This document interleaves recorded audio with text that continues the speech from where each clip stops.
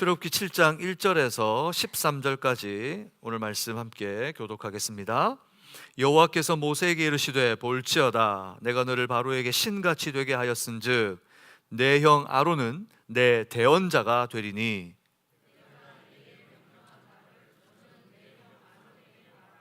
그는 바로에게 말하여 그에게 이스라엘 자손을 그 땅에서 보내게 내가 바로의 마음을 완악하게 하고 내 표징과 내 이적을 애굽 땅에서 많이 행할 것이나 너희 말을 듣지 아니할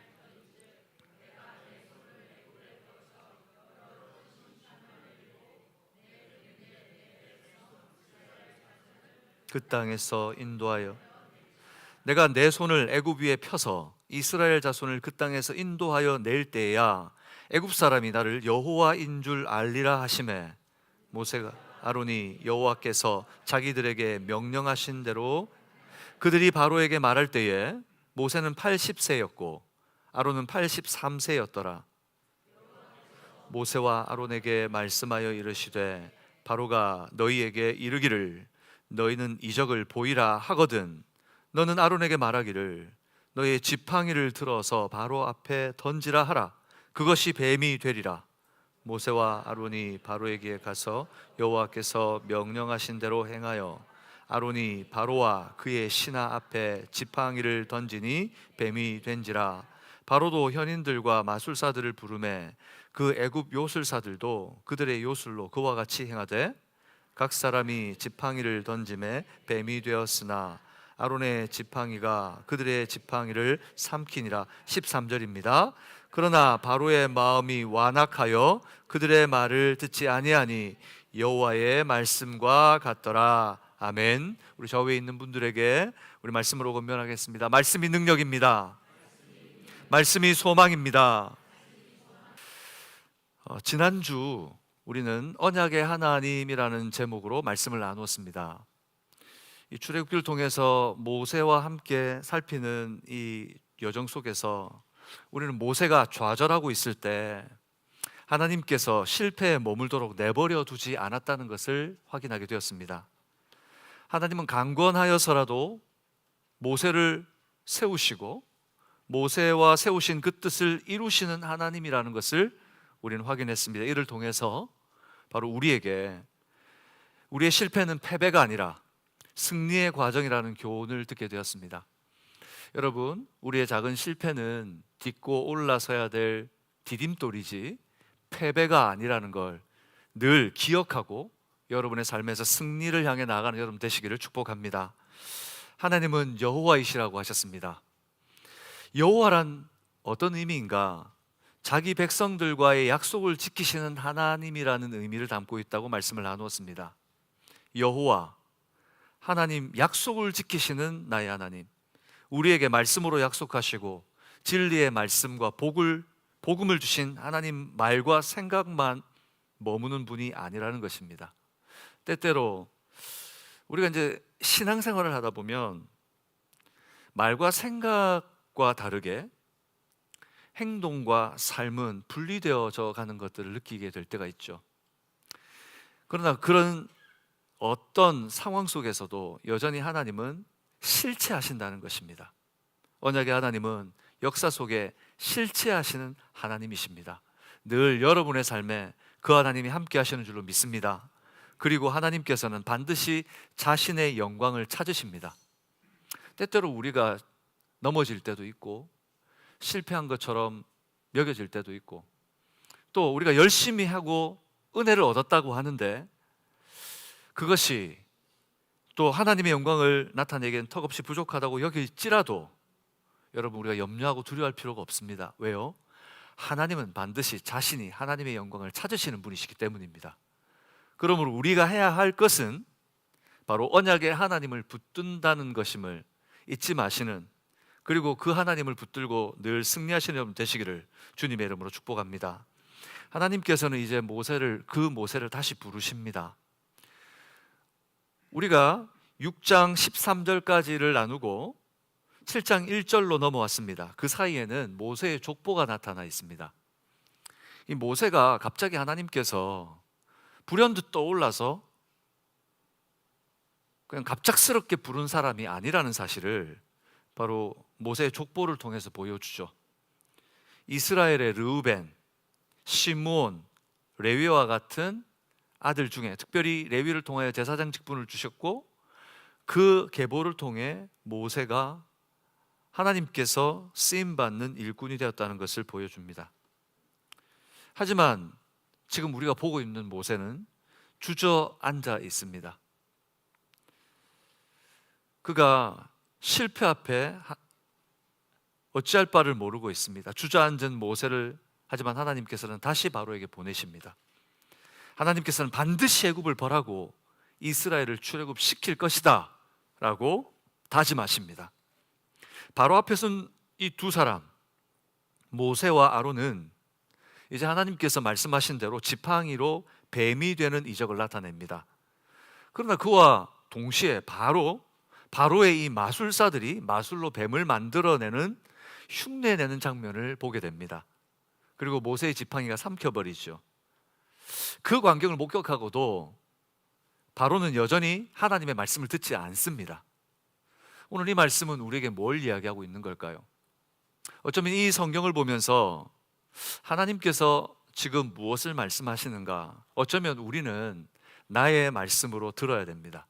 오늘 여러분 각자에게 오늘 말씀을 통해 어떤 상황 속에서라도 라는 제목으로 말씀을 나누려고 하는데, 여러분 어떤 상황 속에서 포기하지 않으시고 그 뜻을 이루시는 하나님께서 오늘 예배를 통해서 여러분을 만나 주시고, 그리고 여러분이 포기하려고 하는 어떤 상황을 만났을지라도 그 주님과 함께 일어서게 하시는 복된 시간 되시기를 주님의 이름으로 축복합니다. 모세가 바로 앞에서 실패를 경험한 것과 그를 따라온 여러 상황, 이 모세의 연약함이 드러났습니다. 모세가 굉장히 강하고 우리가 알고 있던 성경 속인 모세는 모든 것을 다 해내는 능력의 사람입니다. 그러나 오늘 우리가 살펴보고 있는 모세는 너무 연약해 보입니다. 문제는 아직 출애굽은 시작도 되지 않았다는 겁니다. 출애굽을 시작도 하지 않은 상태에서 모세는 이미 연약해 이 일을 감당할 수 없을 것 같아 보입니다. 앞으로 일어난 일들에 비교하면 가장 초보적인 상황입니다. 이제부터 출애굽하면서 일어날 여러 일들은 어떻게 감당을 하려고 이 정도에서 넘어져 있는 걸까요? 무엇보다 모세 자신조차도 의지를 잃어버렸습니다. 출애굽기 6장 30절입니다. 우리가 읽었던 7장 1절 앞소절에 있는 말인데 우리 같이 읽겠습니다. 모세가 여호와 앞에서 아뢰되 나는 입이 둔한 자이오니 바로가 어찌 나의 말을 들으리까. 완전히 모세는 주저앉아 있는 것 같습니다. 여러분 중요한 프로젝트를 하는데 그 프로젝트의 책임자를 세웠는데 그 책임자가 방향성을 잃고 무언가 하려고 하는 의지조차 없습니다. 그럼 이 일은 어떻게 해야 될까요? 처음부터 원천적으로 다시 검토하고 리더를 다시 세워야 될까요? 여러분 같으면 어떻게 하겠습니까? 우리가 하려고 하는 어떤 계획이면 어떻게 하겠습니까? 근데 오늘 하나님은 어떻게 하고 계십니까? 하나님은 모세의 상황에 집중하지 않으십니다. 모세가 말하는 두려움에 가득한 그의 말도 듣지 않으시고 도전 앞에 흔들리고 있는 그의 마음도 신경 쓰지 않으십니다. 하나님께는 그것이 중요하지 않았습니다. 오히려 하나님께서 그런 모세에게 더 정확히, 더 분명히 처음처럼 다시 말씀합니다. 그것이 바로 출애굽기 7장 1절 말씀입니다. 우리 같이 읽겠습니다. 여호와께서 모세에게 이르시되 볼지어다 내가 너를 바로에게 신같이 되게 하였은즉 내 형 아론은 내 대언자가 되리니. 오늘 뭐라고 말씀하십니까? 하나님은 처음처럼 내가 너에게 처음 호렙산에서 만났을 때에 내가 너를 보내기로 한 바로 그 말씀대로 나는 너를 사용할 것이다. 하나님께서는 그를 동일하게 보내시고 있습니다. 너를 바로에게 신같이 되게 하겠다. 그럼 모세가 신이란 말인가요? 아닙니다. 하지만 모세가 가지고 있는 그 말씀은 여호와 하나님의 말씀이었습니다. 그러니 모세는 하나님의 말씀을 가지고 바로 앞에서 하나님께서 하나님의 말씀을 가진 신같이 되게 해주겠다는 것입니다. 그리고 입이 둔하다고 했으니 네 형 아론이 네가 말한 대로 대언자가 되게 해주겠다는 것이죠. 하나님은 이미 분명한 계획을 가지고 그의 뜻대로 행하고 계시고 있는 것을 보게 됩니다. 하나님은 변함이 없으십니다. 정신을 차리고 지나간 일들에 연연하지 말고 너의 사명에 집중하라 말씀하고 계시는 것입니다. 신약에 와서 고난을 당하고 있던, 고난 속에 핍박당하고 있던 그리스도인들에게 사도 베드로가 그들을 향해 위로하는 말씀이 아니라 이렇게 말합니다. 정신을 차리고 근신하여 기도하라. 어쩌면 우리가 들어야 될 말씀입니다. 뒤를 돌아보고 조금 전에 했던 일에 묶여서 정신을 놓고 있을 때가 아니라 너에게 준 사명을, 나의 계획을 이루라고 말씀하시는 것이죠. 하나님은 모세가 흔들리고 있고 자격 미달인 것처럼 보이지만 어떤 상황 속에서도 변함없이 일하고 계신 하나님을 보게 됩니다. 이렇게 항상 한결같으신 하나님이시기에 우리가 성경 속에서 만나는 하나님은 우리에게 힘과 위로가 되시는 하나님이신 줄 믿습니다. 그 한결같은 하나님을 늘 만나시는 여러분 되시기를 주님의 이름으로 축복합니다. 하지만 현재 세상은 어떻습니까? 현재 세상은 너무 스피드하게 지나갑니다. 따라잡기도 힘들 것 같습니다. 바쁘게 흘러갑니다. 이런 변화 속에 우리에게 일어나는 변화들은 편리함도 주고 유익도 있기는 합니다. 하지만 동시에 참 낯설고 불편함이 있습니다. 너무 빠르게 바뀌고 너무 정보가 많이 유통이 되면서 세상은 스마트해지고 있는데 어쩐지 나는 스마트하지 않는 것 같아 불편합니다. 스마트폰이 나오고 모든 것이 자동화되고 무인으로 되고 스마트하게 뭔가 이루어지는 것, 손가락 하나에 모든 것이 이루어지는데 어쩐지 조금씩 뒤처지는 것 같은, 더 나은 환경은 개발되는데, 그래서 더 나은 환경이니까 저 많이 누려야 되는데 그 환경인데 새로움이 왠지 낯설고 거리감이 느껴집니다. 하지만 이런 변화들은 불편하고 낯설긴 하지만 어느 정도 시간이 걸리겠지만 적응할 수 있습니다. 문제는 보이지 않는 가치들의 변화입니다. 보이지 않는 가치, 우리의 삶을 지탱하고 나를 나대게 하는 보이지 않는 무형의 가치들이 있습니다. 이 가치들은 잘못될 경우에 우리의 기준들이 충돌을 일으키고 우리를 무너뜨리게 됩니다. 걷잡을 수 없는 불편함이 일어납니다. 예전에는 이렇게 생각했고 이것이 기준이라고 생각하고 보이지는 않지만 모두가 약속된 그런 무언가를 지켜나가는데 그것이 바뀌어져 가면, 그 가치들이 바뀌어져 나가면 예전에는 이것이 가치 있었는데 이제는 가치가 없어지고 또 다른 것이 더 아무것도 아닌 것들이 더 가치 있어 보여요. 사람들은 그것을 쫓아갑니다. 그런 복잡한 일들에 너무 불편해지는 세상입니다. 예전에 있던 모든 것들은 다 아무것도 아닌 것 같고 새로운 것들만이 중요하다고 이야기하는, 더 큰 문제는 신앙적으로 하나님에 대한 이해가 문제입니다. 이 가치의 변화가 일어나는 거죠. 내가 지식으로 아는 하나님과 내 삶의 피부로 느끼는 하나님이 너무 차이가 납니다. 내가 이런 하나님을 배웠고 이런 하나님이라고 말씀했는데 내 삶에서, 내 생활 속에서 만나는 하나님은 내게는 전혀 그런 하나님이 아닌 것 같은 거예요. 나의 시간표와 하나님의 시간표가 다를 때, 분명히 나는 하나님께 작정했고 나는 이렇게 기도하고 있고 이렇게 될 거라고 생각하는데 하나님의 시간표는 그렇게 진행되지 않습니다. 그러는 사이 우리의 마음은 뭔가 잘못되었다고 생각하고 우리의 마음에 뭔가 바뀌었다고 생각이 듭니다. 그래서 하나님에 대한 신뢰가 사라지고, 신뢰가 사라지니 의심의 안개가 드리웠다가 그 의심의 안개는 점점 우리의 마음을 무뎌지게 합니다. 이런 변화되는 세상 속에, 변화하는 신앙의 모습 속에 오늘 우리의 현 주소는 어디일까요? 여러분은 어떻게 하나님을 믿고 섬기며 예배하고 계십니까? 내가 믿는 하나님은 어떤 하나님입니까? 오늘 우리가 성경을 통해 확인하는 감사하게도 우리에게 함께 하신 하나님은 모세에게 함께 있었던 하나님이나 바로 지금 하나님은 변함이 없다는 사실을 확인하는 것입니다. 야고보 1장 17절은 이렇게 말합니다. 우리가 읽어볼까요? 온갖 좋은 은사와 온전한 선물이 다 위로부터 빛들의 아버지께로부터 내려오나니 그는 변함도 없으시고 회전하는 그림자도 없으시니라. 이 세대를 보면 은사라고 하는 것들이 사라진 세대처럼 보이기도 해요. 그런 것에 대해서 믿음을 가지고 신뢰하고 사모하는 마음들이 보이지 않습니다. 뿐만 아니라 온전한 하나님의 선물, 위로부터 내리시는 하나님의 선물이 무엇인지에 대한 경험들이 사라지고 있는 세대인 것처럼 느껴집니다.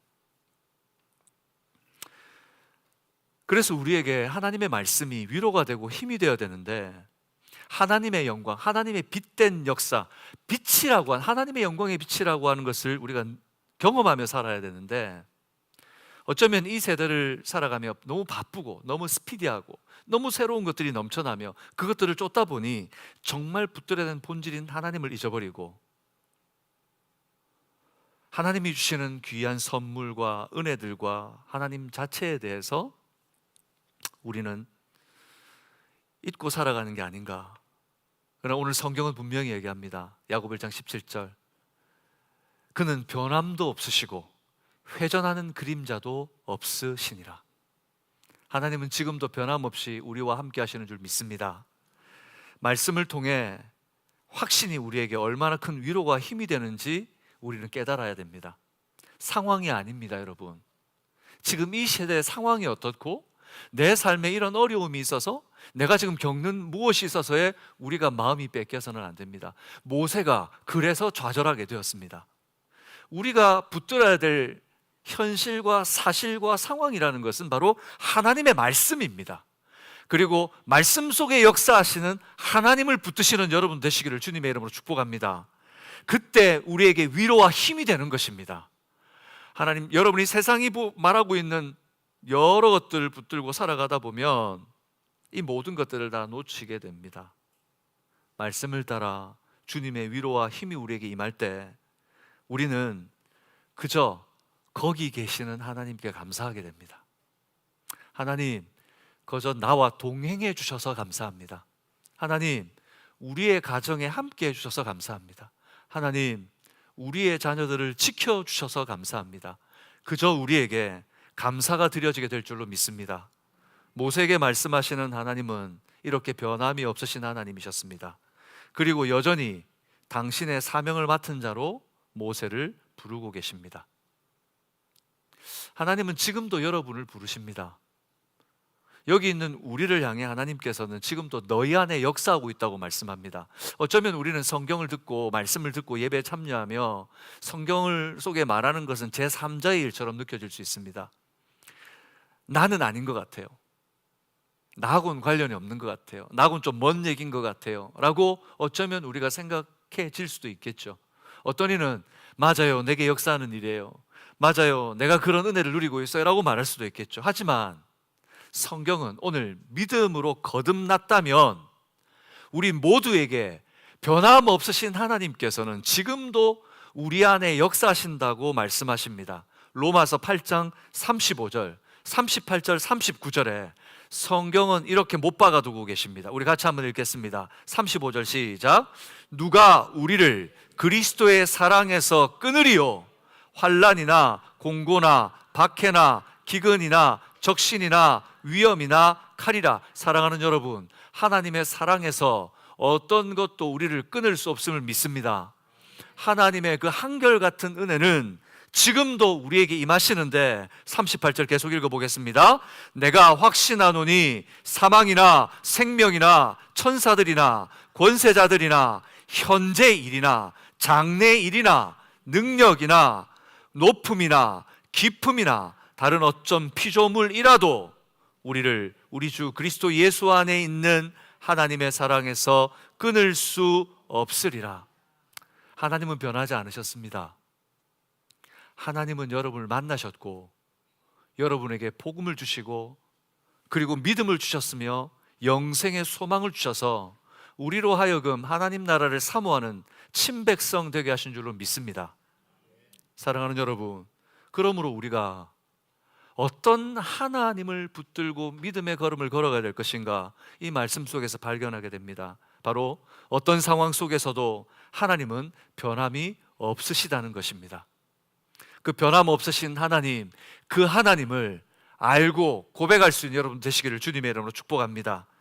이처럼 하나님께서는 모세와 호렙산에서 떨기나무 불꽃 가운데 말씀하신 것 중 어떤 것도 어기신 것이 없습니다.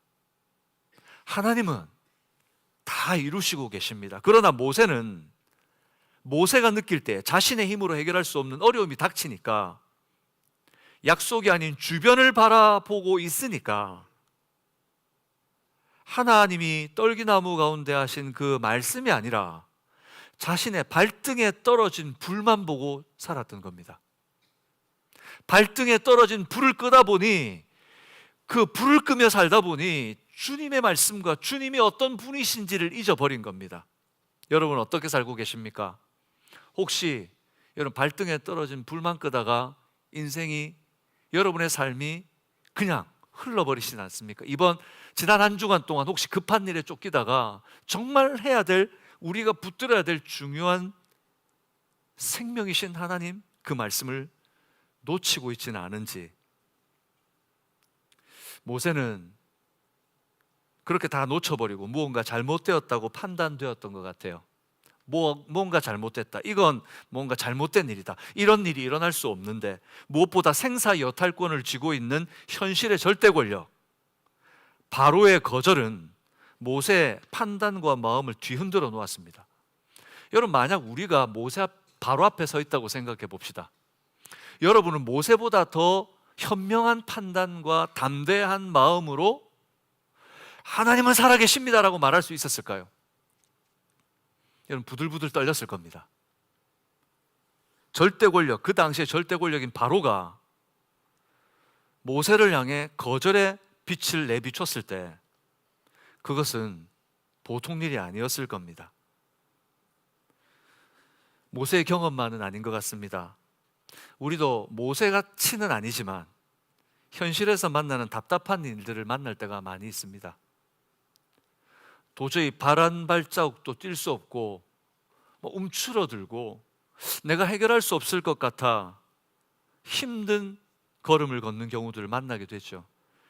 내가 배우고 들은 신앙은 삶에서 나의 신앙과는 다르게 나타나고, 이 세상이 내미는 도전장은 내가 감당할 수 없을 것처럼 두려움으로 다가오고, 그래서 믿음으로 살고는 싶은데 전혀 한 발자국도 더 나아갈 수 없는 모습을 볼 때 우리는 오늘 모세처럼 이런 상황을 만나기도 합니다. 무엇보다 내 능력과 안목으로 해결할 수 없다고 판단이 되면 모든 것이 막막하고 흔들리게 되어 있습니다. 모세도 그랬기 때문에 좌절했던 것 같습니다. 그런 모세에게 하나님께서 그래, 네가 그 정도면 거기서 그만둬 라고 말하지 않으십니다. 여러분들이 어떤 어려움을 당하고 어려움에 처했을 때 하나님께서 거기서 그만둬 라고 말하시는 하나님이 아니십니다. 여러분, 하나님은 끝까지 여러분을 이끌어 가실 하나님이신 줄 믿습니다. 포기하면 나만 손해입니다. 포기하고 끌려갈 거냐, 아니면 믿음으로 함께 동행할 거냐, 우리가 그것을 믿음으로 분별해낼 수 있는 여러분 되시기를 축복합니다. 하나님께서는 모세에게 뭐라고 얘기하십니까? 출애굽기 7장 4절에서 5절까지 이렇게 말합니다. 같이 읽겠습니다. 바로가 너희의 말을 듣지 아니할 터인즉, 뭐라고 했습니까? 바로가 너희 말을 듣는다 안 듣는다? 분명히 말씀하셨죠. 호렙산에서도 말했죠. 듣는다 안 듣는다? 안 듣는다. 그런데 모세는 한 말 하면 다 들을 걸로 생각하고 말 한 번 딱 뱉으면 일이 일사천리로 될 줄 알았습니다. 하나님 다시 말합니다. 바로가 너희 말을 듣지 아니할 터인즉, 계속 읽겠습니다. 시작. 내가 내 손을 애굽에 뻗쳐 여러 큰 심판을 내리고 내 군대 내 백성 이스라엘 자손을 그 땅에서 인도하여 낼지라. 5절 계속 읽습니다. 내가 내 손을 애굽 위에 펴서 이스라엘 자손을 그 땅에서 인도하여 낼 때야 애굽 사람이 나를 여호와인 줄 알리라 하시매. 여러분, 하나님은 실수한 것이 아니었습니다. 하나님은 오늘 분명히 말하시죠. 내가 너희를 빼낼 것이고 애굽은 나를 여호와인 줄 알리라. 하나님은 지금까지 모세를 보내시고 모세를 바로 앞에 세우셔서 이제 이 사건이 일어난 이후에 바로 열 재앙이 시작될 겁니다. 본격적으로 일이 시작되기 전에 하나님께서는 그 분명한 목적과 이유가 무엇인지를 모세를 통해 드러내고 있는 겁니다. 하나님은 여러분 목적과 계획이 있으십니다. 여러분은 여러분을 그 자리에 두신 목적과 계획이 분명히 있으십니다. 그저 시간이 되고 그저 세월이 되니 그 자리에 있는 것이 아닙니다. 하나님께서 어느 날 사울, 이스라엘의 첫 번째 왕 사울의 불순종을 보았습니다. 그래서 그 대신하여 왕을 세우라고 사무엘을 이새라고 하는 사람이 집에 보냈어요. 사무엘이 이새의 집에 갔더니 아들들이 많아요. 8명의 아들들이 있는데 그중 7이 앉아 있었어요. 사무엘의 눈에 제일 첫 번째 들어온 게 바로 첫째 아들 엘리압이었습니다. 딱 보니까 왕제예요.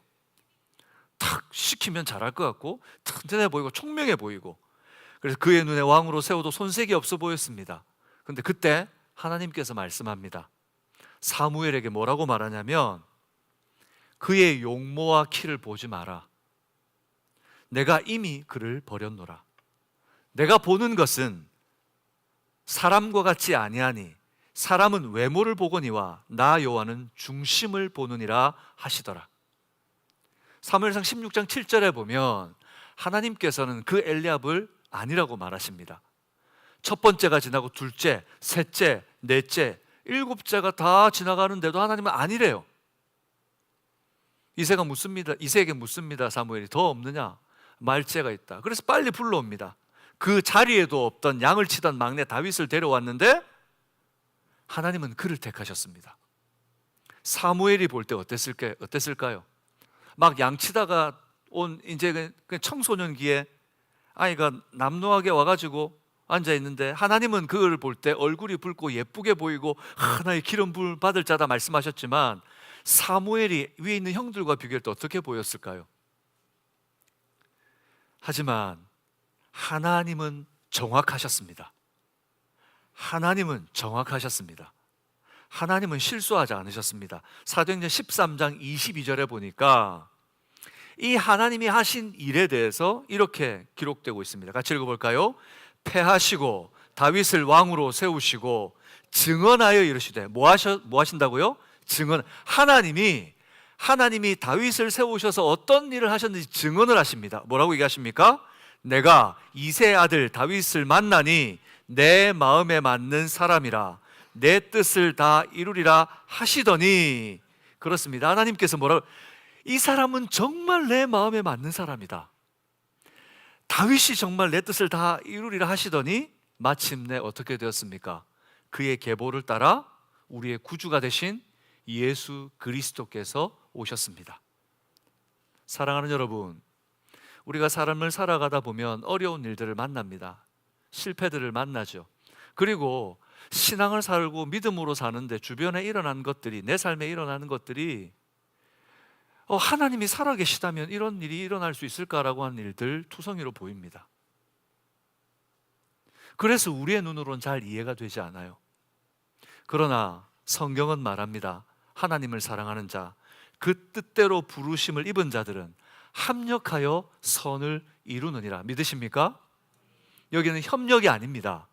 협력은 사람과 사람이 힘을 합쳐서 만들어내는 것을 협력이라 그래요. 근데 여기서 합력이란 인간의 힘이 아닌 인간의 외부로부터 힘이 와서 그 힘이 우리가 볼 수도 없고 할 수도 없는 일들을 온전케 만들어내는 역사를 얘기하는 거예요. 하나님은 우리를 합력하게 만드시는 줄로 믿습니다. 우리의 연약한 모든 것들 그 하나까지도 하나님은 버리시지 않으십니다. 그렇습니다. 여러분, 우리가 붙들어야 될 하나님은 어떤 하나님입니까? 오늘 모세를 통해 우리가 정말 믿어야 될 하나님은 어떤 하나님이십니까? 바로 하나님은 실수하지 않으신다는 것입니다. 실수하지 않으시는 하나님, 그 하나님을 끝까지 믿음으로 붙들고 가시는 여러분 되시기를 축복합니다. 당장의 문제 앞에 무릎 꿇고 등 돌리며 하소연하지 마시고, 그럼에도 불구하고 하나님은 실수하지 않으십니다, 담대하게 대답할 수 있는 분 되시기 바라요. 모세를 통해 계획을 이루시고 계시는 하나님께서 바로 그 하나님이시죠. 이 과정을 통해 하나님은 10재앙의 이유를 이제 말씀하신 겁니다. 모세가 바로를 찾아가서 내 백성을 보내라 했더니 모세가 뭐라 그랬죠? 바로가 뭐라 그랬습니까? 여호와가 누구냐? 나는 알지 못한다. 이게 그냥 나는 여호와가 누군지 몰라 라고 하는 말을 하는 게 아닙니다. 이건 조롱입니다. 조롱. 예를 들면 여러분, 누가 지금 누군가를 데리고 왔는데 이 사람이 이런 분이야 그런데 그가 그러는 거죠. 그게 뭐 어때서? 그 사람이 누군데? 이렇게 만약에 묻는다면 그 말을 듣는 사람이 얼마나 무안할까요? 이건 조롱입니다. 지금 바로는 하나님을 조롱한 것입니다. 뿐만 아니라 하나님의 백성을 자기 소유로 삼으려고 하는 박해와 고통을 통해 하나님의 백성에게 악을 행한 자였습니다. 이제 하나님은 더 이상 참으시지 않은 것입니다. 그것을 확인한 하나님은 영광을 찾으시기 위해 애굽을 사용하실 때가 된 것입니다. 그러니 이 사건 이후에 이제 하나님께서 이 이유를 분명히 이 사건을 통해 보여주시고 시작하는 것이죠. 오늘 4절에 보니 하나님이 이렇게 말합니다. 내가 내 손을 애굽에 펴서. 5절에도 이렇게 말합니다.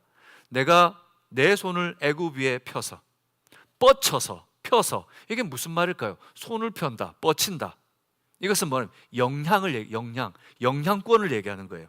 손을 펼친다, 손을 뻗는다. 이게 통치권과 통치자의 능력을 이해하는 것입니다. 하나님, 천지의 온 세상의 주인 되신 하나님께서 이제 애굽을 향해 하나님의 권능의 손을 펼치실 거라는 것입니다. 하나님께서 온 세상의 주인이시라는 것을 지금 보여줍니다. 그리고 4절에 이렇게 말하죠. 애굽에 여러 큰 심판을 내리리라. 뭐에게 바로 10재앙입니다. 10재앙. 10재앙을 내릴 것이라는 거죠. 그런데 왜 하나님께서 그렇게 진노하십니까? 첫 번째는 내 백성을 애굽에서 인도해 낼 거라고 하신 아브라함을 통해 주신 약속의 말씀 때문입니다. 430년 이후에 내 백성이, 내 자손이 하늘의 별처럼 바다의 모래처럼 많아져 나올 것이다. 하나님께서는 그 약속을 이루십니다. 두 번째는 5절에 애굽 사람이 나를 여호와인 줄 알리라 하는 것입니다. 왜 하나님께서는 굳이 애굽의 하나님이 여호와라는 걸 알려야 될까요? 여러분, 큰 사건이 일어나면 어떻습니까? 큰 사건이 일어나면 그 지역만 압니까? 아니면 주변에 있는 사람도 다 압니까? 근데 미국에 어떤 사건이 일어났는데 아프리카에서 그 사건을 알 수 있습니까? 알 수 있죠, 요즘은. 왜요? SNS가 발달해 있으니까. 그러면 이 시대는 어떻게 알 수 있었을까요? 사실 우리가 출애굽기 후반을 읽으면 출애굽기에서 애굽에서 있었던 그 사실을 가나안에 있는 주변 나라들이 다 알고 있습니다. 이미. 그래서 이스라엘 백성들이 가는데 마음이 다 녹아버려요. 부들부들 떱니다. 여호와가 붙드시는 민족이라고. 그 당시에는 지금처럼 SNS가 없으니까 바로 스파이를 보냅니다. 곳곳에 스파이를 심어놔요. 그래서 나라의 정보와 정세들을 얻습니다. 그러니 하나님이 하신 일들은 다 어디로 흘러가겠습니까? 애굽에서 일어난 일들은 모든 나라들로 다 흘러갈 겁니다. 근데 만약 애굽이 힘이 없는 나라면 굳이 그 소식을 주변 나라들 스파이들이 와서 알아가지는 않아요. 그 당시 출애굽은 온 세상을 제패할 만큼 힘이 있는 나라였기 때문에 하나님께서는 애굽을 택하신 겁니다. 애굽을 택하셔서 하나님의 역사가 나타날 때 이 모든 과정을 당신의 백성뿐만 아니라 모세가 연단되고 민족과 열방이 여호와 하나님이 온 세상의 주인이심을 알게 하는데 사용하기 위해 하나님께서는 지금 애굽에 내가 여호와인 것을 알리리라 말씀하는 겁니다. 이것은 출애굽기의 목적과 맞닿아 있습니다. 출애굽기의 목적이 뭐라 그랬죠? 출애굽기 강의 첫 번째 시간을 시작하면서 바로 19장 5절 6절에 나타나 있습니다. 우리 같이 한번 읽겠습니다. 출애굽기 19장 5절 6절 시작. 세계가 다 내게 속하였나니 너희가 내 말을 잘 듣고 내 언약을 지키면 너희는 모든 민족 중에서 내 소유가 되겠고, 여기 보니까 세계가 다 누구에게 속했다? 이스라엘만 하나님의 나라가 아니라 온 창조 세계가 누구의 것이다? 하나님의 것이라는 거죠. 그런데 내가 그 중에 너희를 택했다. 너희를 내 소유로 삼았다. 이유가 뭐냐? 6절 계속 읽겠습니다. 너희가 내게 대하여 제사장 나라가 되며 거룩한 백성이 되리라. 너희는 이 말을 이스라엘 자손에게 전할지니라. 이게 무슨 말입니까? 이스라엘 백성이 제사장 나라가 된다. 제사장은 자기를 위해 존재하는 사람이 아니라 백성들의 죄를 위해 하나님 앞에 그 죄의 용서를 구하는 사람이죠. 그런데 한 나라의 제사장이 아니라 온 세상의 제사장 나라라는 말은 바로 하나님께서 이제 이 애굽에 내리시는 이 재앙을 통해 이 이스라엘이 온 세상을 살리는 제사장 나라로서 여호와 하나님이 누구신지 밝히게 될 것이고, 열방과 민족이 하나님의 원래 계획대로 다시 돌아오게 하는 일에 쓰임 받을 거라는 것입니다. 여러분, 하나님은 하나님의 약속대로 지금 하고 계십니다. 하나님은 실수한 것이 아니었습니다. 하나님은 우리가 생각하는, 아니 모세가 생각하는 것보다 더 정확하게 지금 준비하고 계시는 것입니다. 인간의 생각으로, 인간의 눈으로 지나오면서 보는 것들은 어쩌면 실수투성인 것 같고, 이거 언제 기다려? 언제 이게 돼? 라고 말하지만 하나님은 그 모든 것 속에 계획을 두고 차근차근 더 정확히 준비하고 계십니다. 우리의 삶에서도 동일합니다. 하나님은 여러분의 삶에 분명한 계획을 가지고 계십니다. 아멘이십니까? 하나님은 지금 그 일을 해오고 계십니다. 그러므로 우리가 믿음의 대상이 되시는 하나님을 이 사건을 통해 분명히 알아야 됩니다. 저를 따라서 합시다. 하나님은 실수하지 않으십니다. 믿으십니까? 우리 옆에 분에게 한번 알려줍시다. 하나님이 어떤 분인지. 시작. 하나님은 실수하지 않으십니다. 아멘이십니까? 그런데 7절에 보니까 실수하지 않는 하나님이 실수한 것 같아요. 어떻게 보니까 모세와 아론의 나이를 소개합니다. 7장 7절 같이 읽어봅시다. 그들이 바로에게 말할 때에 모세는 80세였고 아론은 83세였다. 무슨 의미입니까? 무슨 의미입니까? 이제 나이가 너무 많이 들었다. 모세와 아론은 사실은 이거 할 만한 나이가 아니다. 너희 힘으로 이거 할 수 없어 라고 지금 모세와 아론이 나이 들었다, 지금 힘이 없다, 그거 표현하는 걸까요? 뭘 얘기하는 걸까요? 여러분, 살아오면서 그런 때가 있지 않습니까? 대부분 기억 속에 가물가물한데 잊을 수 없는 기억의 순간이 있어요. 그 기억은 그 날과 그 시간은, 그리고 그날의 향기까지도 기억이 납니다. 다른 시간들은 다 기억이 잘 안 나는데 희한하게 기억이 나는 그날이 있습니다. 왜 그렇습니까? 내 삶에 너무 인상 깊은 잊지 못할 순간이기 때문에 그래요. 성경도 역사의 현장에서 기억해야 할 시간, 기억해야 될 중요한 사건 속에 나이와 때를 사용하셔서 얼마나 이 일이 중요하며 확실한 사건이었는지를 표현합니다. 무엇보다 모세에게 모세 80세라고 하는 바로 그 순간, 아론에게 83세라고 하는 그 순간은 그 인생에 잊지 못할 날이었던 것 같아요. 바로 지금 출애굽기를 기록하고 있는 사람은 모세입니다. 성령의 감동을 받아 모세가 이 사건을 기록하고 있는데, 모세가 이 사건을 기록하며 오늘 자신의 나이와 아론의 나이를 기억하면서 잊지 못할 그 순간을 마련해놓고 있는 겁니다. 내가 좌절하여 아무것도 할 수 없는 바로 그때에 하나님은 나를 사용하여 하나님의 영광의 시간을 시작하셨다는 바로 그 순간, 그러니까 그 스타팅의 시간을 모세는 잊을 수가 없었던 겁니다. 영광스러운 하나님의 사역을 길을 걷게 된 그날 강조하는 것이죠. 하나님께서 이미 호렙에서 바로 앞에 이적을 행할 것에 대해서 말했습니다. 무엇을 잊지 못하겠는가? 바로 출애굽의 신호탄이 될 수 있는 바로 지팡이 이적입니다. 하나님이 뭐라 그러셨습니까? 뱀을 던지라, 지팡이를 던지라. 뭐가 될 것이다? 뱀이 될 것이다. 얼마나 놀라운 광경입니까? 지팡이를 던졌는데 뱀이 됐어요. 근데 11절에 보면은 지팡이를 던져서 뱀이 됐는데 바로 어떤 일이 벌어집니까? 바로의 현인들과 마술사들이 똑같이 행해요. 그래서 우리가 이 지팡이 이적을 읽다 보면 하나님이 주신 이적을 특별히 대단하지 않게 여기고 넘어갈 때가 있습니다. 그래서 10장은 기억하는데 피계, 이파, 악독, 우매, 흑장 이 10가지는 다 이해하는데 앞에 쓴 지팡이 사건은 그냥 사실 쓱 그냥 넘어갈 경우가 많아요. 왜냐? 하나님이 행하시긴 행했는데 누구도 따라했다?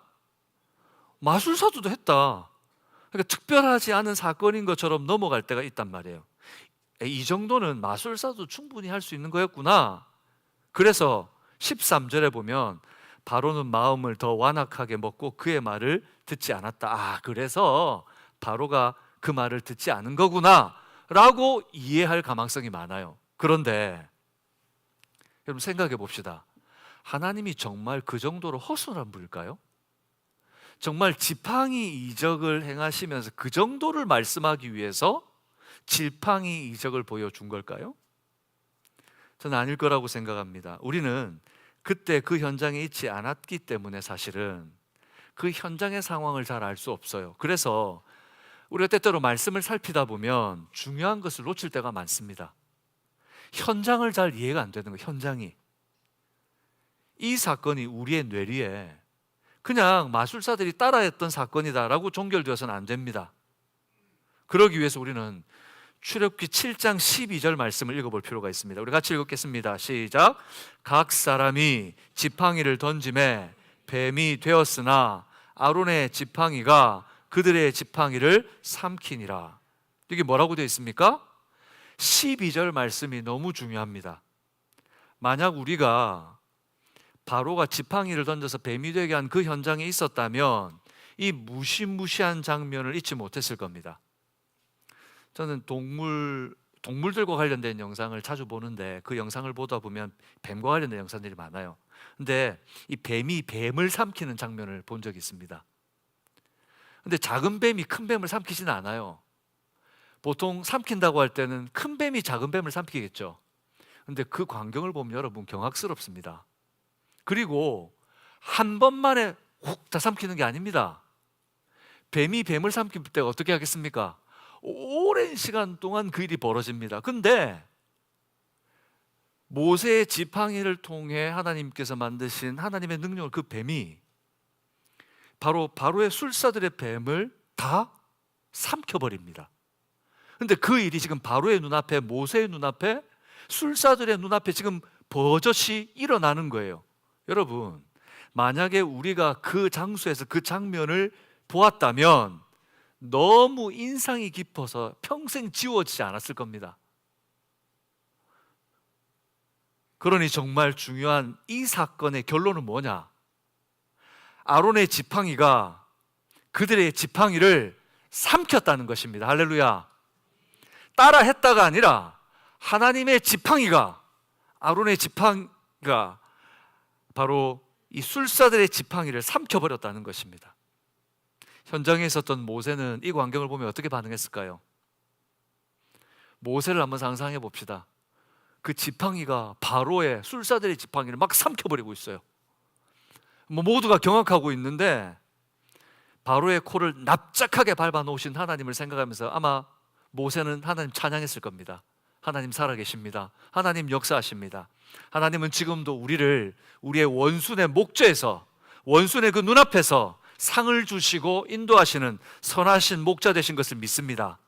하지만 그 현장을 애써 외면하려고 했던 사람이 있습니다. 누구겠습니까? 바로입니다. 여러분 생각해 보세요. 좀 비슷한 사람이 싸우면, 비슷한 사람이 싸우다가 한 사람이 졌어요. 그러면 별 문제가 안 됩니다. 근데 힘 있는 사람이 굉장히 약한 사람, 누가 봐도 휙 쓰러질 사람하고 힘이 강한 사람이 맞붙어서 싸웠어요. 근데 이 강한 사람이 졌네요. 처참하게 졌어요. 그런데도 자기에게 아직 힘이 있어. 그럼 이 일을 어떻게 만들고 싶겠습니까? 없었던 일로, 이 창피한 일은 없었던 일로, 별거 아닌 일로. 지금 바로가 그러고 싶은 거예요. 바로가 하나님 앞에 처참하게 졌는데 완악하여 말을 듣지 않더라. 그냥 이거 생각지도 않고 지워버리고 싶은 일인 거예요. 근데 더 중요한 것은 이 뱀이 상징하는 것입니다. 뱀은 왕권을 상징합니다. 애굽의 왕권을 상징해요. 정확히는 바로 자신입니다. 하나님의 지팡이가 바로의 술사들의 지팡이를 삼켜버렸어요. 하나님의 권능이 애굽의 왕권을 이기고 승리하셨습니다. 바로 그것을 보여주는 것입니다. 그래서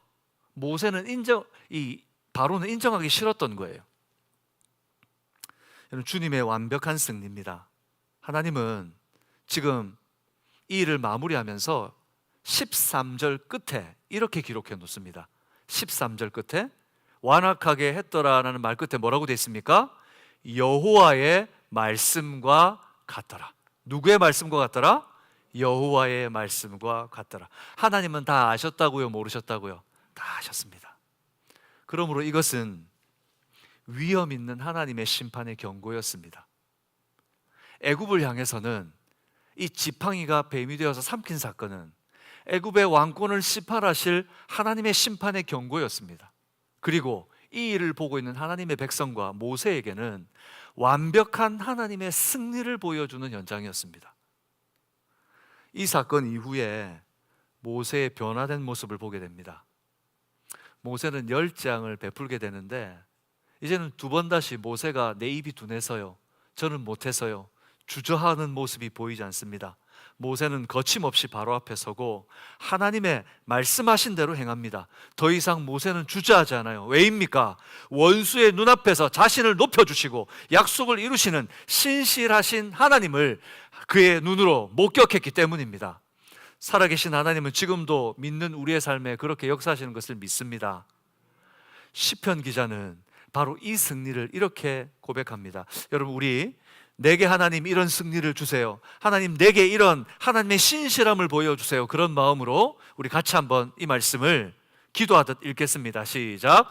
여호와여, 주는 나의 방패시요 나의 영광이시요 나의 머리를 드시는 자신이다. 아멘. 내가 나의 목소리로 여호와께 부르짖으니 그의 성산에서 응답하시는도다. 셀라. 내가 누워 자고 깨었으니 여호와께서 나를 붙드심이로다. 천만인이 나를 애워싸 진친다 하여도 나는 두려워하지 아니하리이다. 여호와여, 일어나소서. 나의 하나님이여, 나를 구원하소서. 주께서 나의 모든 원수의 뺨을 치시며 악인의 이를 꺾으셨나이다. 구원은 여호와께 있사오니 주의 복을 주의 백성에게 내리소서. 셀라. 아멘. 여러분, 이 은혜가, 이 구원의 축복이 여러분 모두에게 임하기를 주님의 이름으로 축복합니다. 사랑하는 여러분, 그러므로 어떤 상황에도 우리의 힘은 하나님을 신뢰함이라는 것을 잊지 마시기를 주님의 이름으로 축복합니다. 하나님을 신뢰하십시오. 우리 말씀을 정리해 봅시다. 오늘 우리는 어떤 상황 속에서도 라는 제목으로 하나님께 말씀을 나누고 있습니다. 좌절 가운데 있던 모세를 하나님께서 다시금 세우시면서 하나님이 그를 보내시는 이유를 말씀해 주십니다. 모세는 뭔가 잘못된 것 같고 실패한 것 같고 더 이상 내 손과 내 힘으로는 할 수 없을 것 같은 막막한 현장에 놓여 있습니다. 그러나 오늘 변함없는 하나님을 봅니다. 어떤 상황 속에서도 하나님은 변함이 없으십니다. 천지를 창조하신 하나님, 홍수로 하나님의 영광을 나타내시고 바벨의 그 죄를 꺾으시고 하나님의 순결을 회복하신 하나님, 아브라함을 부르시고 이삭을 통해서 야곱을 통해 역사하신 하나님, 그 하나님은 변함없이 오늘 이스라엘 가운데 역사하고 계신 줄로 믿습니다. 그리고 그 하나님을 믿고 믿음으로 걸음을 걷는 그리스도 예수 안에 있는 우리에게 그때와 같이 지금도 변함없이 역사하십니다. 그 하나님은 여러분 어떤 상황에도 실수하지 않으세요. 그러니 두려워하지 마십시오. 지금 당장 어떤 일이 내가 원하는 대로 되지 않는다고 해서 실망하지 마십시오. 하나님은 그 일조차도 합력하여 반드시 선을 이루어 내실 줄로 믿습니다. 그러므로 우리의 힘은 어디에 있습니까? 우리가 승리할 수 있는 그 힘은 어디로부터 옵니까? 바로 하나님을 신뢰함에 있는 줄로 믿습니다. 사랑하는 여러분, 변함없으신 하나님, 실수가 없으신 하나님, 나의 하나님을 신뢰하는 힘을 위로부터 공급받고 늘 하나님의 승리를 경험하는 여러분들 되시기를 주님의 이름으로 축복합니다. 우리 좌우에 있는 분들이 이렇게 한번 도전합시다. 어떤 상황 속에서도 하나님을 신뢰합시다.